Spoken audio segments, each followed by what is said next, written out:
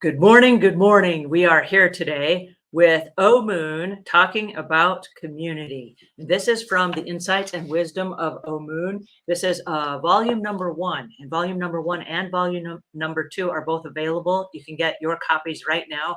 Great Christmas gift if you haven't got one already. Today we're looking at volume number 1. As we talk about community, we're on pages 147 through 153. And today we're going to learn all different kinds of things about how to create a community and how to belong to a community and some of the reasons why it's important. Please help me welcome Omuugn. How are you today? It's a beautiful day today. 28 degrees in Oh, eastern Oregon. Just a brisk, chilly winter morning, but it's a beautiful day and I'm excited. well, we're excited to have you here today. Community, that is a really interesting topic and one that every leader needs to be aware of and understand the impact and importance of.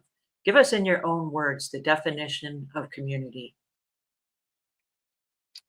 In my own words, well, community basically is people. And whenever you have a social unit or a group of individuals who share common interests or goals, maybe sometimes people live in a similar geographical location.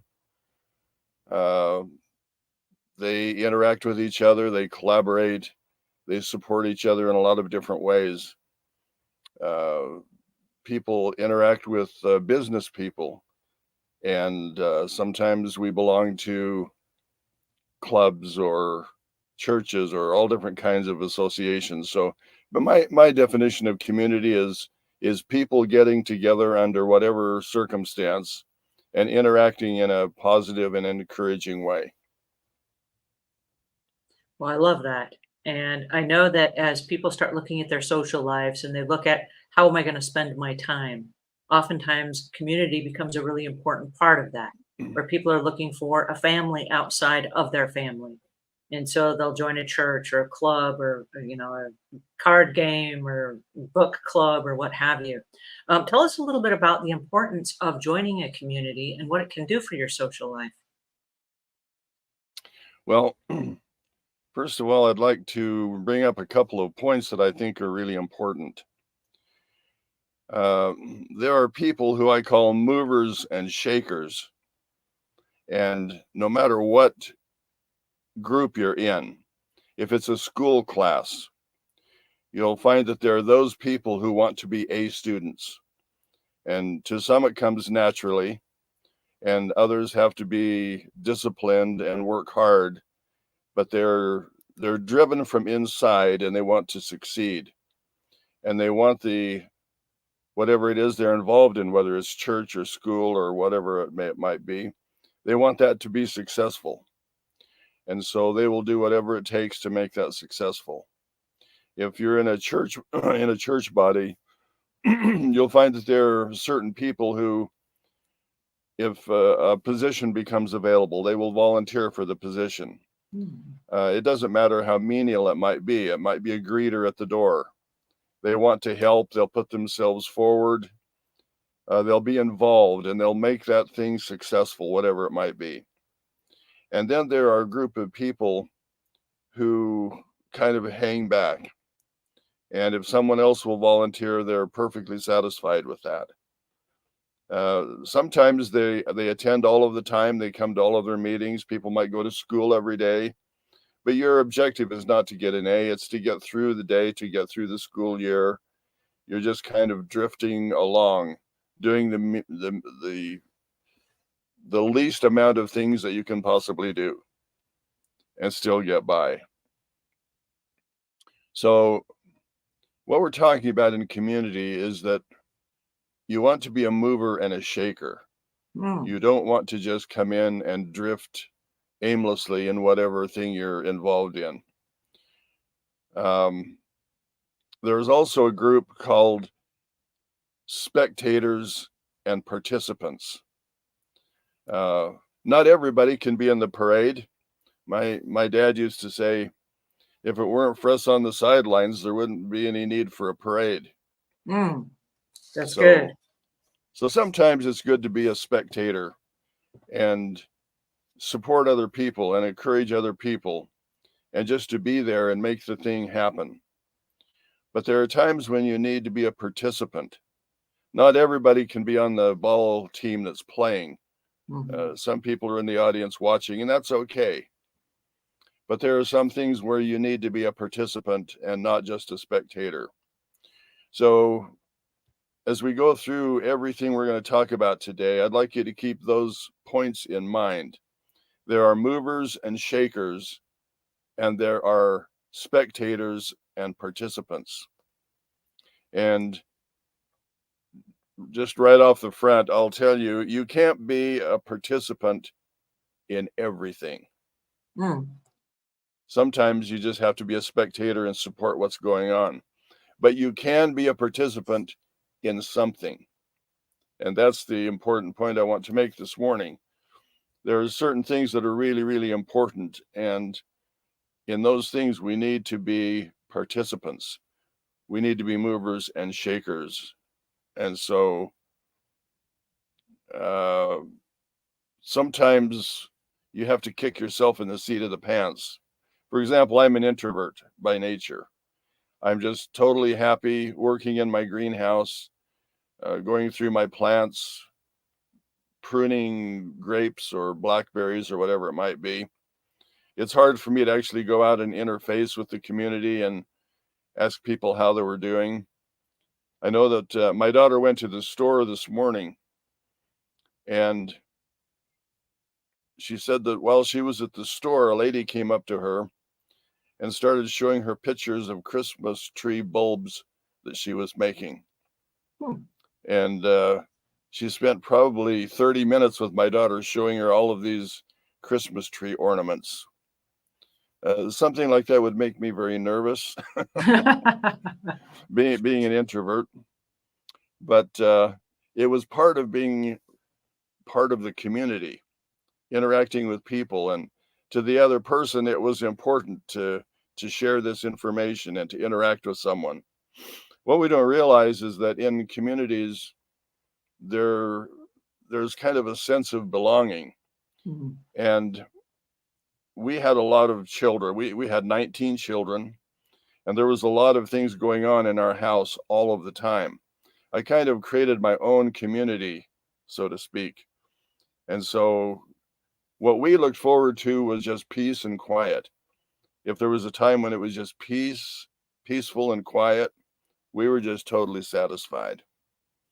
And we had a neighbor who was alone. He was a single person, and he was very lonely.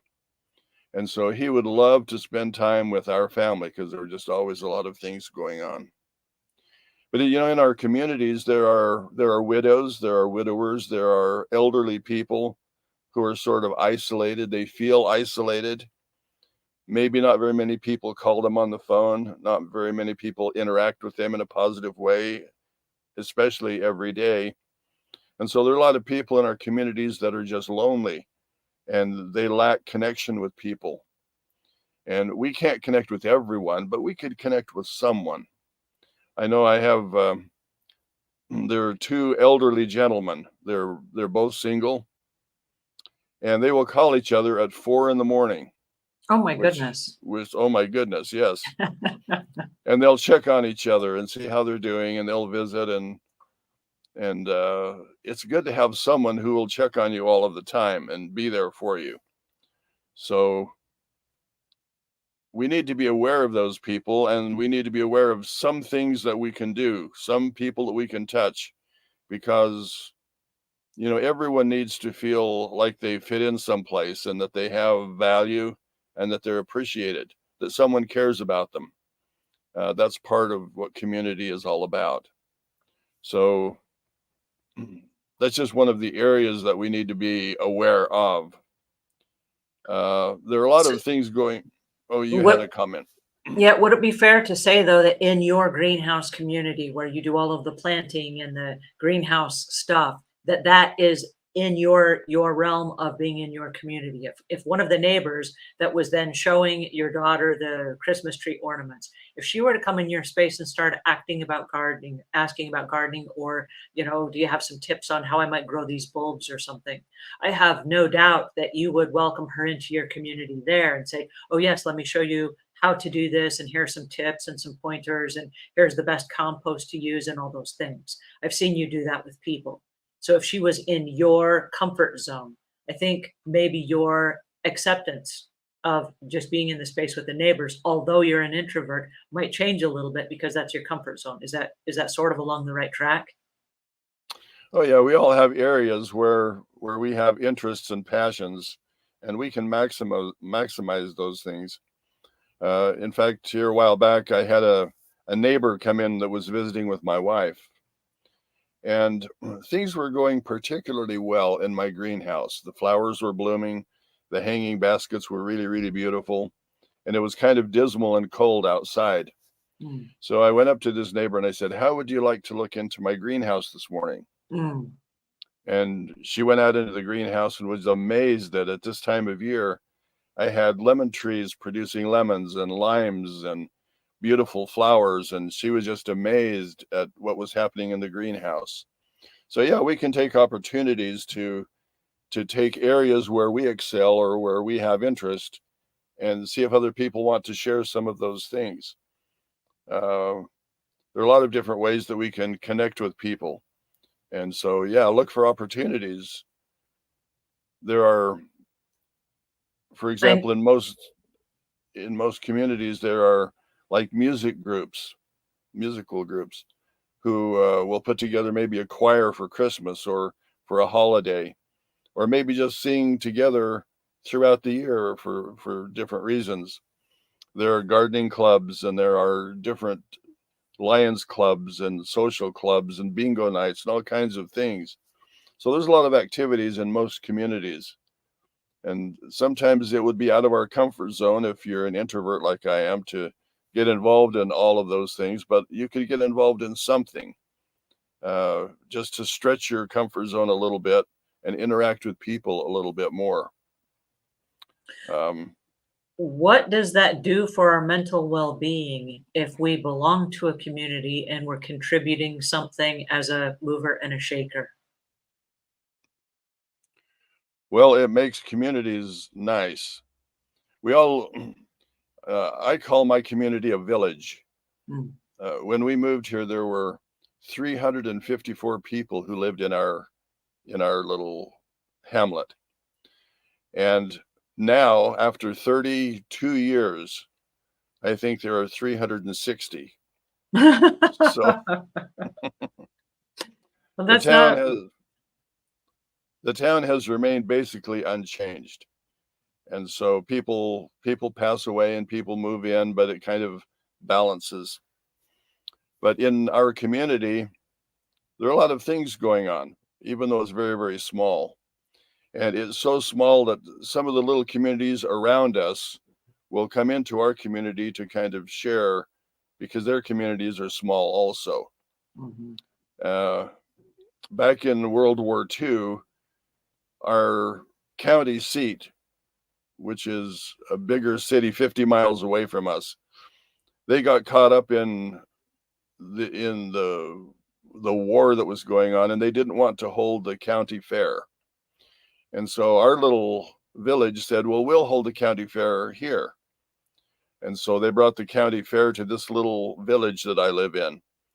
And now all of the years since World War II, the county fair has been in this little village that I live in. So we have the county fairs that go on, and we have a music festival every year. And one of the people who live in our community has a son and a daughter-in-law who are concert pianists and very, very professional musicians.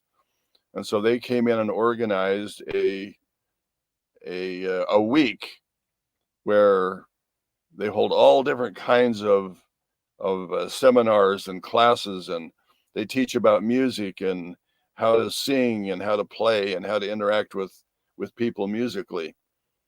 And there are a lot of passing musicians who come through during the year. that will stop here and hold a concert. And our concerts are really small. They're little hometown things, but it's fun to go to those things. We have some artists in our town who enjoy painting and putting on art displays. And we have a little shop in our town where anyone locally who makes something that's kind of unique, it's sold in this little shop, and it's a kind of a one-of-a-kind thing. So we all live in really different circumstances, whether it's a village or maybe a town or maybe a city or maybe a metropolis. People live in different kinds of situations that are radically different. But there are always opportunities and ways in which you can become involved in the community. You can support local businesses. You can go to the events that take place in your community. You can go to school plays. You can go to Christmas programs and the school band. Our school band is really, how can I say this really tactfully? I know it's coming. Well, the musicians are not professional musicians by any stretch of the imagination. In fact, a lot of the students have never touched a musical instrument before. Mhm. So they will give a student a musical instrument and say, we're going to have a music class this year, and you're going to play the saxophone, or you're going to play the drums. And so they will just be learning this really, really rudimentary type of music, and they will put on a music concert in the spring and in the fall. And we go and support that. And to be honest with you, if we were on YouTube listening to Yanni or some of the professional musicians, we'd have a much, much better time. But just to be there and to support the kids as they're developing talents and abilities, it kind of bonds us together as a community. And it shows those people that they're supported, they're appreciated, that the efforts that they do put in are recognized, and people are willing to come out and give their time and support to those people. And that's really important in community. So wherever you live, there are things going on that you can be involved in. You can Well, be a participant. You or a just brought up spectator. YouTube, and YouTube is not something that's local.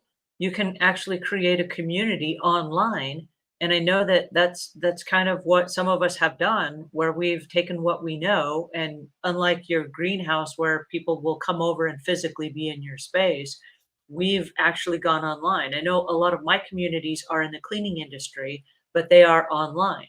And so people will then tune in wherever they are across the world, and we have this little tight-knit community, but we're focusing what we know and what we love through the technology of YouTube and Zoom and some of those online technologies. Yeah, the online communities are a great example of how times are changing and how we can continue to be involved and interact with people in unique ways. In fact, I'll share a couple of really short experiences from my youth. One night, my brother and I were home alone, and my parents, they loved to dance. And that was back in the days when you danced, it was the waltz and the foxtrot and the jitterbug and some of those ballroom dances. So every week they would go to a dance, and my brother and I were home alone. And we had watched a movie. It might have been even the Saturday Night Fights or something. I don't know. But we ended up, my brother hit me in the nose. And it was like 9 o'clock at night, and we couldn't stop the bleeding. My nose was just bleeding and bleeding. So I was about 7 and my brother was about 12. And so at 9 o'clock at night, he called our family doctor. And the doctor came down and fixed my nosebleed. And that happened to me one other time. I was home alone, and I cut my finger with a knife, and it was quite a severe little cut. And I hunted all over the neighborhood for my brother while I was trying to keep the blood from I was trying to keep from bleeding out. And my brother looked at it and he said, "Ooh, this is really kind of serious." So he called our family doctor again, and my parents were gone somewhere. And the family doctor came down to our house and fixed my finger. And I think it was like $30 or $40 each one of those accidents. I mean, it was a lot for us at the time. Mhm. But just a while back, I cut my hand on a piece of fencing, and it wouldn't heal up very well. And so I called the doctor to make an appointment. My appointment was for 5 weeks, the soonest that they could get me in. Oh my goodness. And when I went to the doctor, it was an exam. So he looked at the wound and he said, "Well, we'll take a little culture of it, and then we'll schedule you for me to work on you." And that was in another 5 weeks. Oh my goodness. So from the time of my youth to now, some of our systems have really, really changed. Instead of having a doctor come to your house, it's almost impossible to see a doctor. And if you do see a doctor, you have to wait for weeks and weeks at a time. And our whole system of healthcare is so radically different, and not all of it is good. Instead of a $30 or $40 doctor call for my nose or my hand, if I go to the emergency room at the hospital and they work on me, and if I break my arm, the Lord forbid, if I broke my arm and the doctor works on me, we're literally talking thousands of dollars to get that repair done. Our medical expenses are so expensive that we hesitate to even go to the hospital. And the expenses are covered by our insurance, and our insurance is so expensive.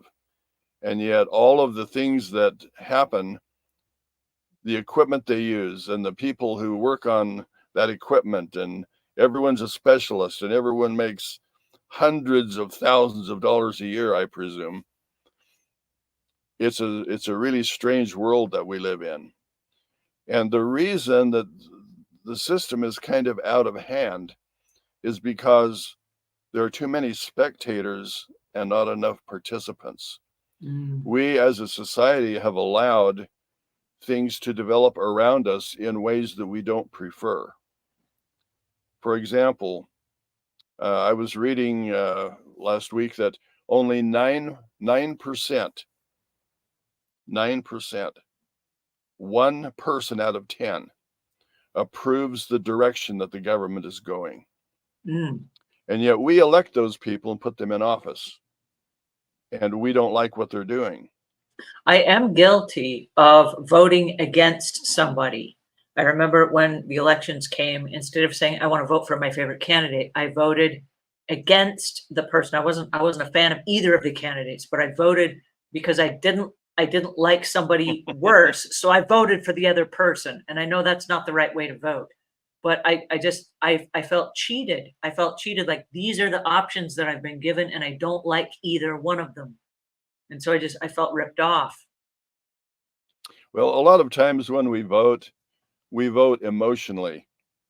If you actually look at the platforms, if you look at what the candidates are really trying to accomplish, what their core belief system is, then we would respond differently. Sometimes we would vote against a person we don't like because they have better policies, and it would be better for our community if they were in office. Yeah, So well, we need to. in this case, I voted for both logically and emotionally against the person that I didn't like. I didn't like either of the options, policy-wise or emotionally. I was really, really upset. I was like, I hate that I'm in this situation. And I mean, I don't get angry about a lot of things, but I voted with anger in my heart. Well, even at that, I mean, you're sort of a participant, but the participation begins in the primaries. It begins when candidates begin to run for office. And Mhm. who are we going to have run for office? If we have 2 people run for office and nobody wants to vote for either one, then other processes have failed. Mhm. And so it all begins on the community level. The closer you are to community level, the more powerful your voice is. For example, in our little village, our little hamlet, We have a board for our health clinic. We have a board for our cemetery district. We have a board for our volunteer fire department.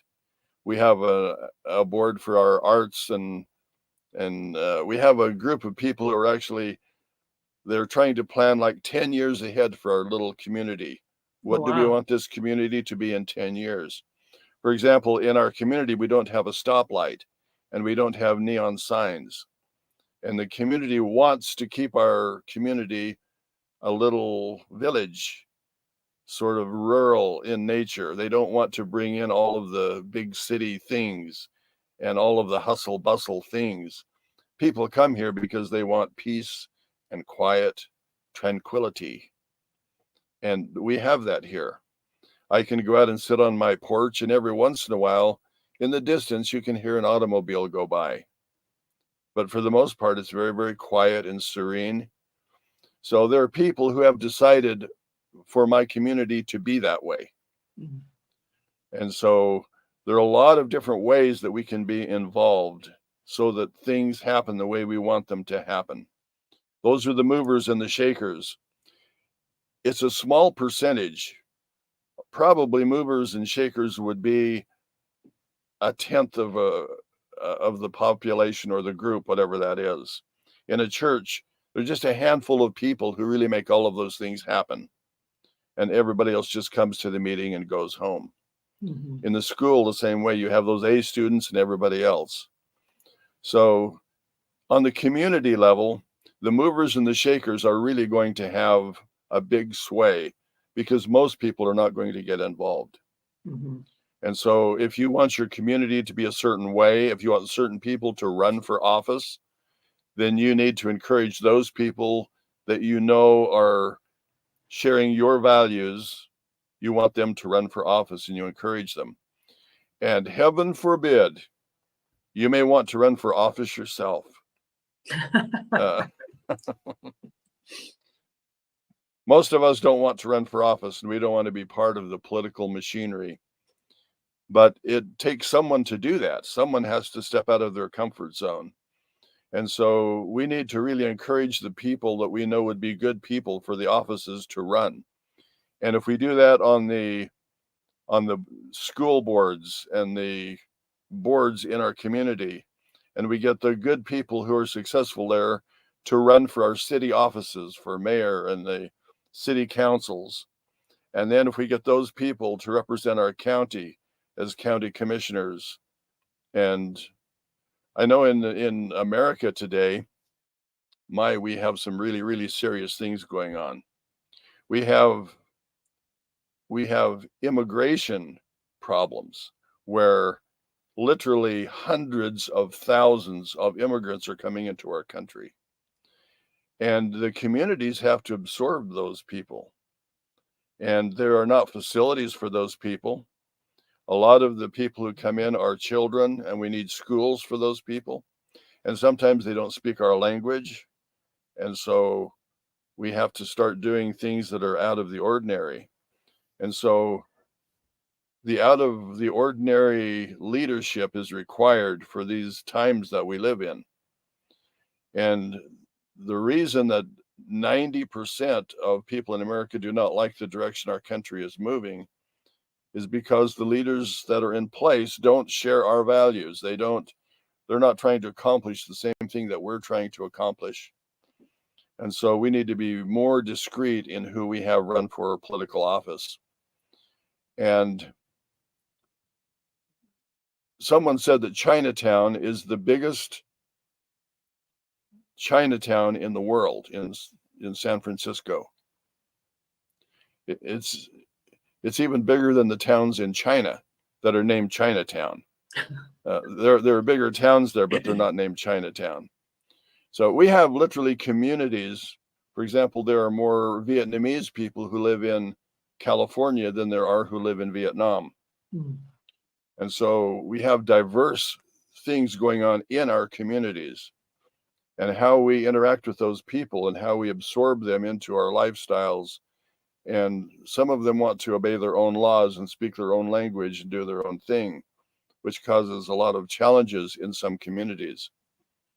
And we also have a theme proliferating in America today, which is the homelessness. Mm. In a lot of our big cities, we have more and more and more people who are homeless for diverse reasons. And those challenges need to be met.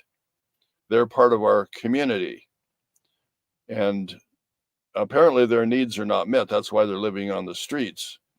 But there's very, very poor sanitation, very poor opportunities for advancement or skill training or education. The people who are homeless living on our streets are presenting a real situation that we need to resolve. And it's going to take some people coming together on the community level and saying, how are we going to address this problem? And so if we're not involved, if we're not one of the shakers and movers, we're just going to sit back and say, golly, I can't go out on the street at night alone anymore. I can't go jogging because it's too dangerous.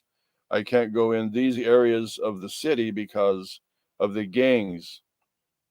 There are literally, well, there were actually hundreds of police officers who were killed last year while they were on duty. And there was a big movement across the nation to defund the police. And when we defunded the police, crime began to run rampant. Now we have literally gangs of people who will go into stores and just loot the store. They'll break the showcases and take what they want. Many stores in the big cities have just closed and moved out of the big cities. Our whole environment on the community level is breaking down in areas. And so when we talk about community, there are a lot of things happening that we really need to be involved in. We need to raise our voices. We need to make ourselves heard. We need to pick those people who will actually deal with the situations at hand.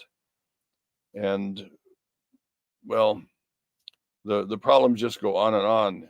Being involved in our community is just critically important. Life in America is changing and not the way that we would want it to change. I am so grateful that I grew up in the time frame that I did, where there was censorship on television. I mean, you didn't hear vulgar language. You didn't see sexual innuendos and all of the things that we have available today in our entertainment industry. Everything was very prim and proper, and it was a fun time to grow up. Sodas are not good for you. I'm not promoting sodas at all, but they were only a dime when I was younger, and now they're expensive drinks. And we live in a time where our monetary system is devalued. We're giving billions of dollars to foreign countries, and we're trillions of dollars in debt as America. And I think to myself, what if my family operated that way? I would just be completely and totally submerged in debt and still going out and frivolously giving my resources to other people. It just doesn't make any sense. And so we need to be a mover and a shaker and know where we stand and make some really, really critical decisions. Get people to stand with us, work with other people, network with people, be involved in our communities, and encourage other people to get involved in the community and create a community that we want to live in. How do you create a community that is peaceful? I know when you, and we've seen this over the last couple of years, when people want to stand and have their voice be heard, oftentimes their voice comes out as a loud shout, or it comes out as a protest, or it comes out as a picket, or it comes out as we are defiant against what's happening in our community. And then instead of it being, I have some wisdom that I'd like to share with the community and I'd like to empower the people in the community to be the best versions of themselves, it comes out as being violence. And then there are people that are afraid, and then the action that's taken on that is not constructive in like, let's have you participate in the community as a mover and shaker, but rather let's try to snuff your vision because it's coming off as violence and a protest. How do we refine that? Well, there's there's a way to live peacefully and in harmony. For example, we have people who glue themselves onto the roadways to obstruct traffic, and they think that that's a really good way to protest. And this is how to handle that peacefully. What I would do is I would get some people who would be traffic policemen, and I would reroute traffic around those people and just leave them glued on the street and just see how they liked it after a week or so. Mm. If someone was just glued on the street for a week, they would protest differently. Mm. We have people going into museums and throwing paint on pictures and just being destructive, gluing themselves on the floor. Why get them off? If they're glued on the floor, we know exactly where they are and they can't get into any more mischief. So I would leave them glued on the floor, and that would be very peaceful and tranquil, and it would teach them a lesson, and life would go on around them, and we don't have to fight them. We don't have to recognize their protest. When we stop traffic, when we react the way they want us to react, because that's the way they protest, then they're actually getting what they want. Mm. But if we just left them, and if you're glued on the road for a week and nobody can get you off, and you can't really do anything, you can't move because your hands are glued to the road, that's a really super lesson that you could learn very, very quickly. So, yeah, we don't have to. When it comes to being a mover and a shaker, what is the process of being a mover and a shaker in a constructive fashion rather than just doing something silly like gluing yourself to the road? Because those people in their minds, they think that they're movers and shakers, right? And we think there's a better way to handle that, and probably there is, but what if they think that's the best way they know how to get attention for their cause? Well, I don't know how they think because it doesn't make any sense at all to me.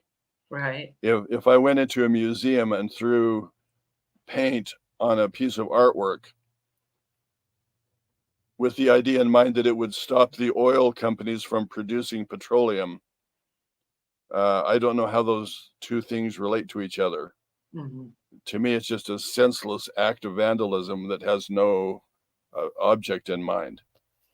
Well, a Except couple of in weeks ago on this very show, we had a topic about common sense. And you said common sense was not so common anymore. And I believe that. I think there are a lot of people that are wanting their voice to be heard, and they're doing nonsensical things that literally don't make any sense. When I look at some of the pickets and the protests and the riots and all these things, I scratch my head and I say this makes no sense to me. If I was trying to get my message across, this is not a very productive way to do it. And so I myself wouldn't do it that way. It just doesn't make any sense. So I agree with you in that there are a lot of people that have an incentive to be a mover and a shaker, but they're kind of going about it all the wrong way. Absolutely. If you want to really make a difference, see, we have a right in our Constitution to protest and to let people know that we don't agree with their decisions.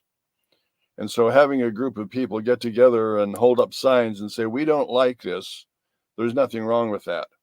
To have a group march into Washington holding signs and saying, we don't like the policies that you're putting forth, there's nothing wrong with that. And they know that a whole group of people don't like what they're doing. And if there are a whole bunch of people who are writing to their Congress people, calling them on the phone, sending them emails, writing them letters, showing up at the local offices.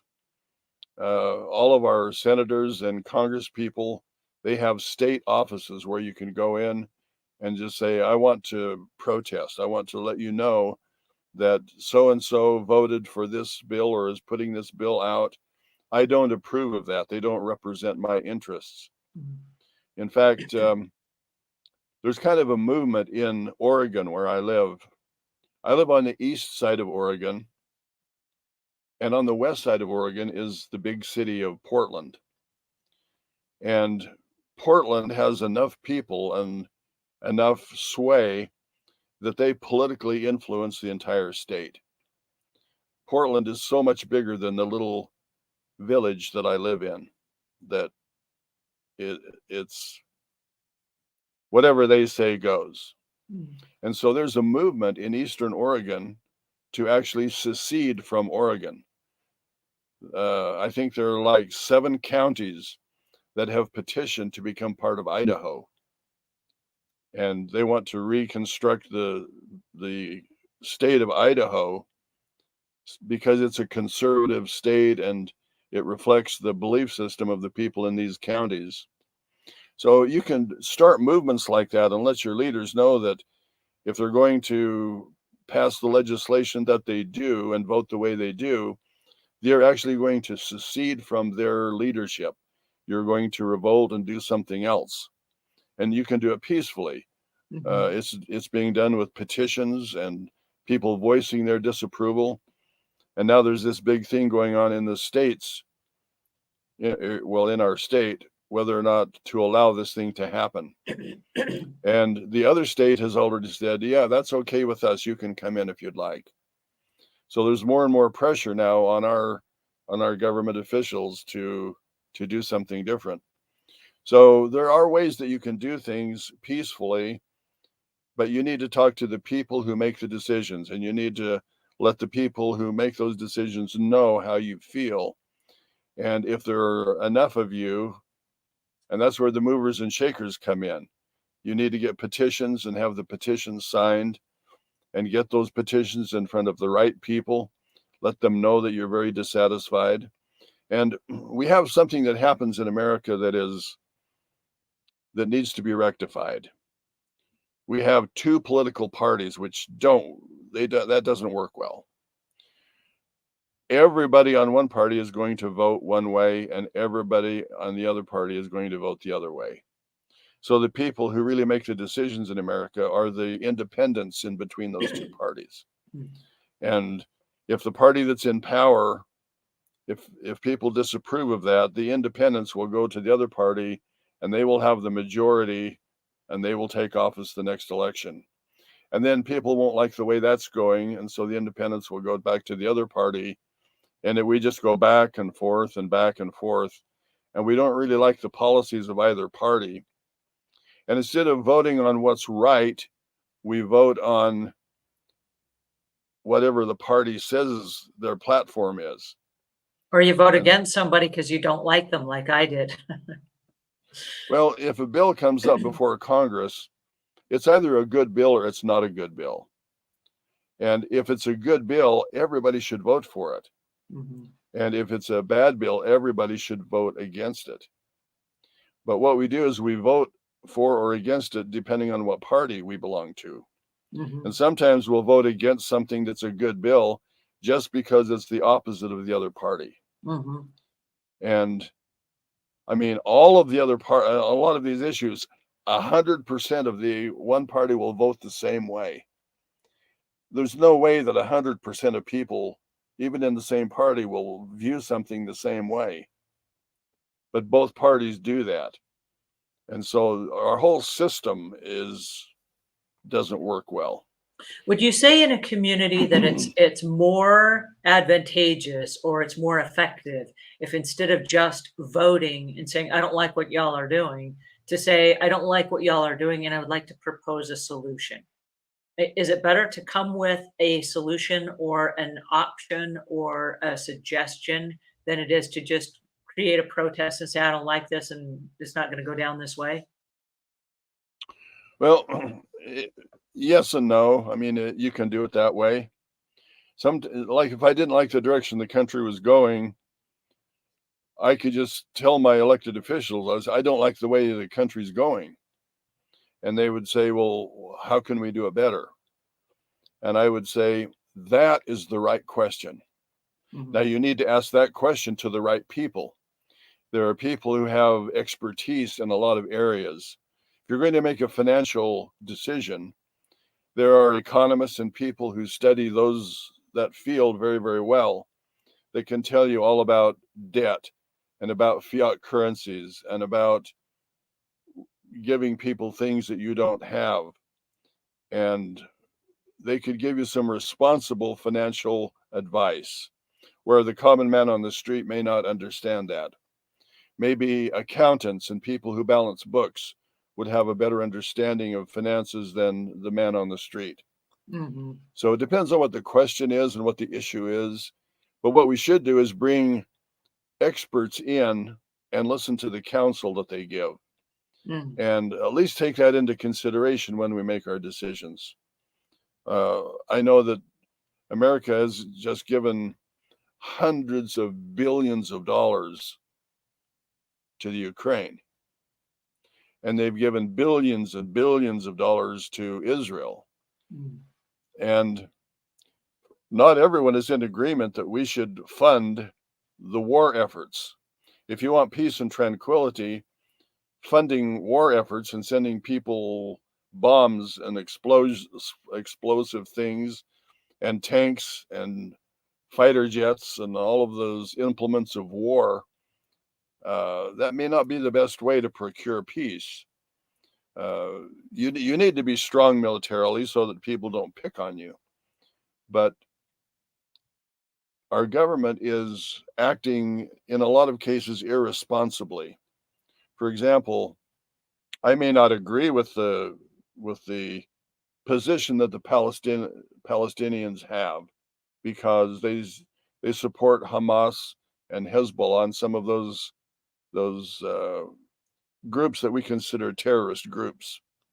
But at the same time, it's not right to go into a country and to kill children, to bomb schools and hospitals and do genocide in a country.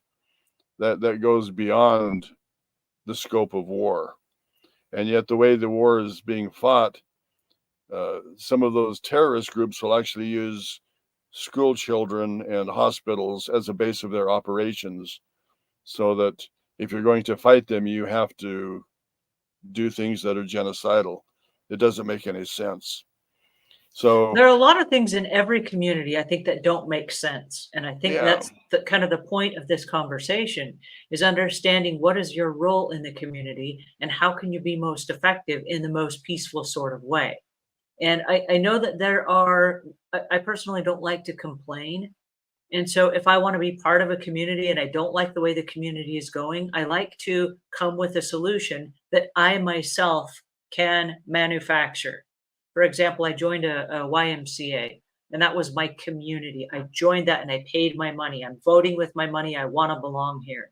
And part of why I wanted to go is because I wanted to go to the swimming pool.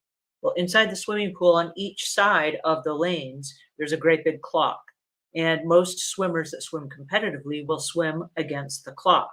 And that's their time that lets them know what their intervals are. And so it's kind of a common thing in a swimming pool. And oddly enough, this swimming pool that I joined, both clocks were broken. So I got a problem with that. I want my voice heard. I just joined this community. I want my voice heard. And so I went up to the front desk and I said, because I think this is protocol, hey, I just wanted to report that both clocks are broken, and can we get those fixed? And I followed what I thought was procedure. Nothing happened.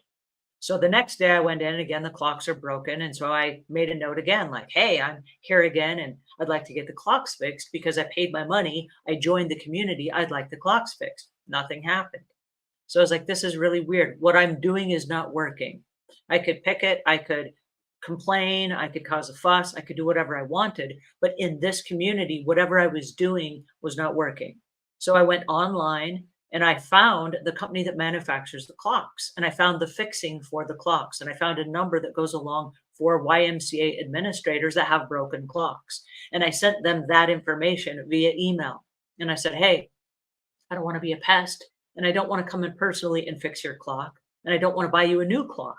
But what I am prepared to do is I'm prepared to give you the contact information of the people that manufacture the clocks and can fix the clocks, because I pay the money, and it's really important to me that when I do my interval training that I have clocks to use, because that's how we do.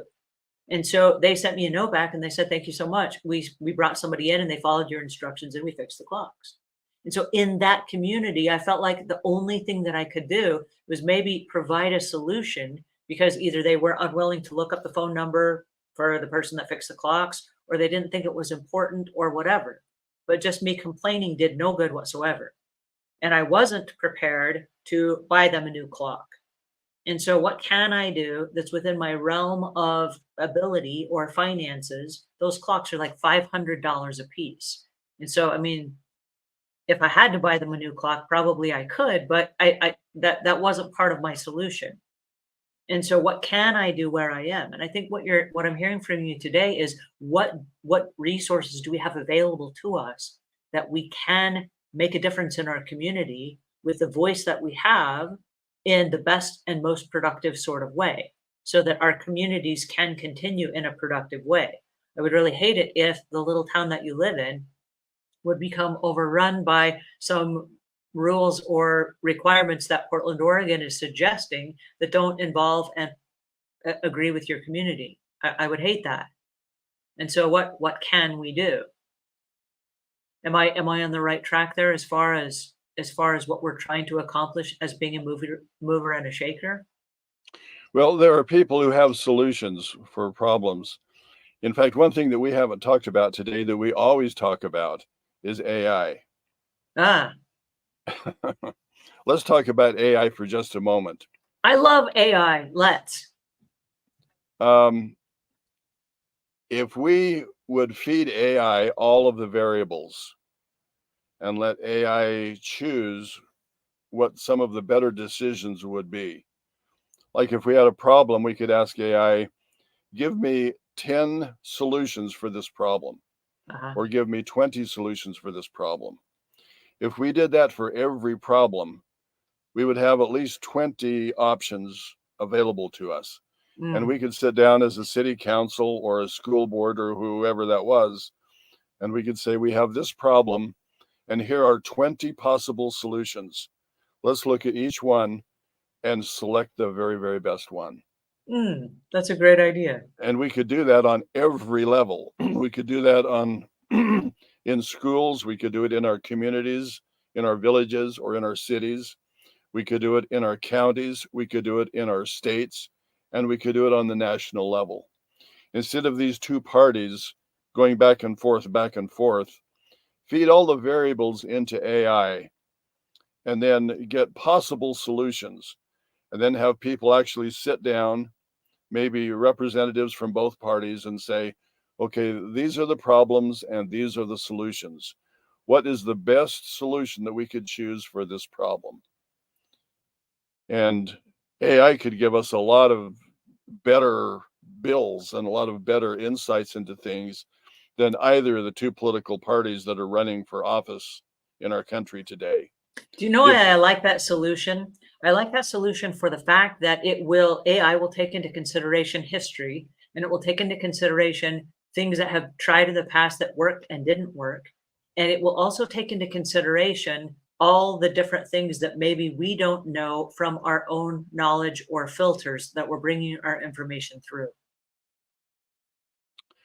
A wise man once said, if you always do what you've always done, you'll always be where you've always been.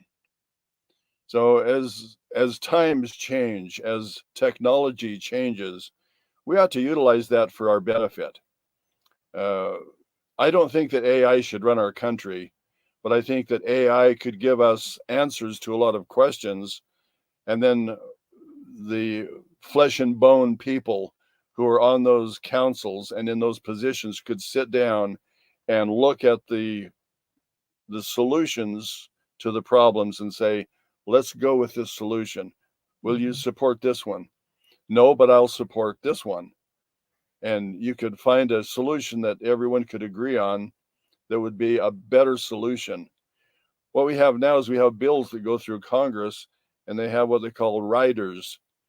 They're all little tiny things attached to the bill to spend money in a lot of different ways that you're not really voting on individually. You're just voting for this bill. So if this bill passes, you actually voted for all of those other things. And most of those other things are are things that you wouldn't vote for individually. So just the way our government operates is antiquated. And if you look at the lobby groups and the corporations who control politicians and where the money comes from for people to run for office, we have influences on our political people that ruin the system, the way the system operates. They vote by the way the lobbyists tell them to vote.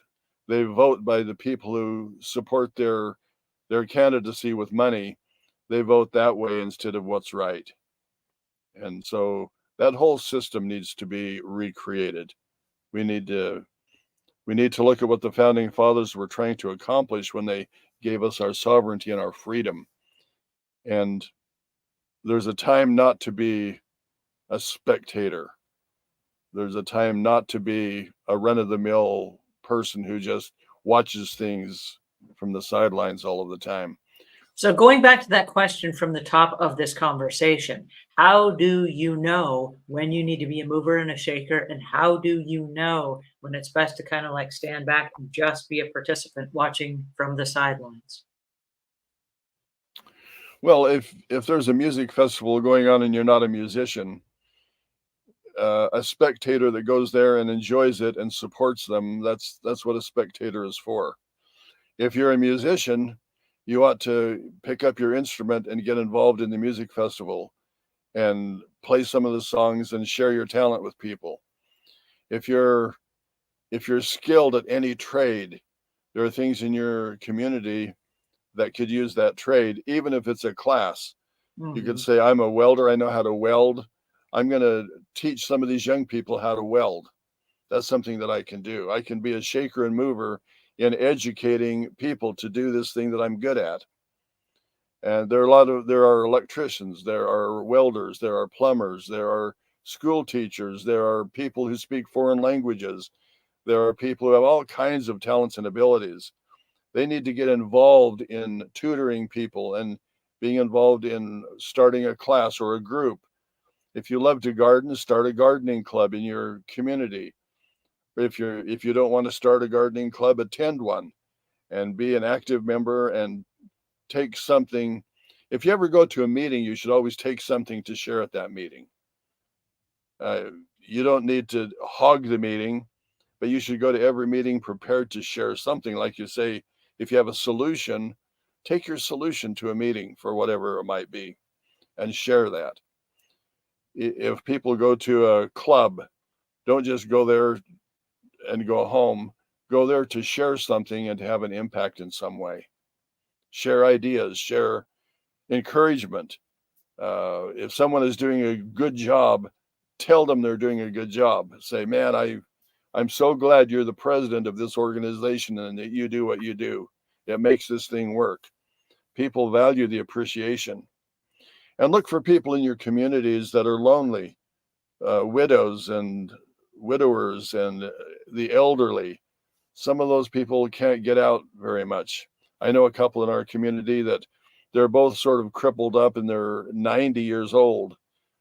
We need to reach out to those kinds of people, take them a meal once in a while and visit with them, call them on the phone and see how they're doing. You can't do everything, but you can do something and you can do some things. So pick areas of interest to you, areas that mean a lot to you, and become involved. And let me just say this before we go. I know the time is getting short. It all starts with your family. If your family is disorganized and your family is not really functional, that's where you need to begin. America is strong only in as much as its families are strong. And the family is our basic community. And if it functions properly and people have responsibility and accountability and they learn the characteristics that make good people, that's the basis for everything. If you have a whole bunch of people who grow up undisciplined and unmotivated and spectators, then you have problems and the country goes the wrong way and everybody complains, but nobody's really doing anything about it. And when I say nobody, that's hyperbole. I don't mean to say that. There are not enough of us who are movers and shakers. There are too many spectators and not enough participants in our local governments, in our school boards, in our counties and states. Everybody needs to be more involved than they are. You can't do everything, but you can do something. Write your Congress people, let them know how you feel, be involved. Well, thank you so much for this conversation today. This was enlightening and it was enjoyable. And on behalf of the self-help industry and community, I want to say thank you for writing the insights and wisdom of Omuugn and for showing up every Saturday and sharing your wisdom with us. Because as we work through these ideas and we unpack these insights and wisdom, it helps us take an honest look at who we are as people and how we can contribute at a higher level by being the best version of ourselves. So I want to thank you, and I want to thank those of you that have tuned in today, and those of you that are watching on the replay, our conversations on Saturday morning with Omuugn. If you haven't got your copy already, we would love for you to have a copy. It is available now online. This is the Insights and Wisdom of Omuugn, Volume 1. It is part of a two-part series, and both parts are available now. So if you have not already, go ahead and pick up your copy and then join us again next time when we will cover the insights and wisdom